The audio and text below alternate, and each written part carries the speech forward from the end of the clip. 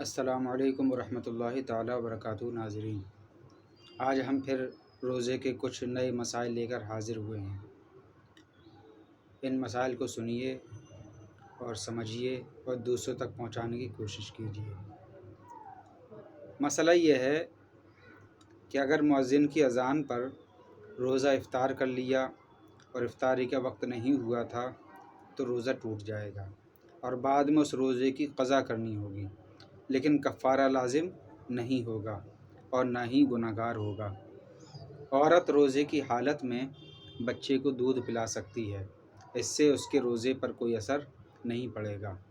جو لوگ شرعی عذر کے بغیر رمضان المبارک کے دنوں میں روزے نہیں رکھتے اور اعلانیہ کھاتے پیتے ہیں تو حکومت اسلامیہ پر فرض ہے کہ وہ انہیں قتل کر دے یا عمر قید کی سزا سنا دے، اور جہاں حکومت اسلامیہ نہ ہو تو وہاں کے مسلمان ایسے لوگوں سے معاشرتی بائیکاٹ کریں۔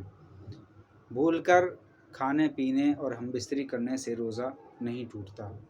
مسئلہ: اگر ایئر فریش کے ذریعے مسجد یا کمرے میں چھڑکاؤ کیا گیا تو اس کو سونگھنے سے روزہ نہیں ٹوٹتا، البتہ اگر ایئر فریش کو ناک پر چھڑک کر سونگھا تو روزہ ٹوٹ جائے گا۔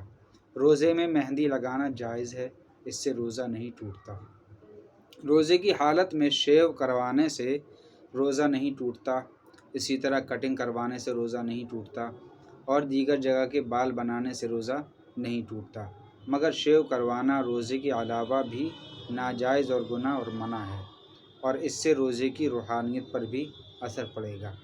روزے کی حالت میں ناک میں تیل ٹپکانا بلا کراہت جائز ہے، اس سے روزے پر کوئی اثر نہیں پڑتا، کیونکہ اس طرح کرنے سے بدن میں تیل مساموں کے ذریعے جاتا ہے، سوراخ کے ذریعے نہیں، اور اس پر فقہائے کرام کا اتفاق ہے کہ جو چیز مساموں کے ذریعے بدن میں داخل ہو اس سے روزہ نہیں ٹوٹتا۔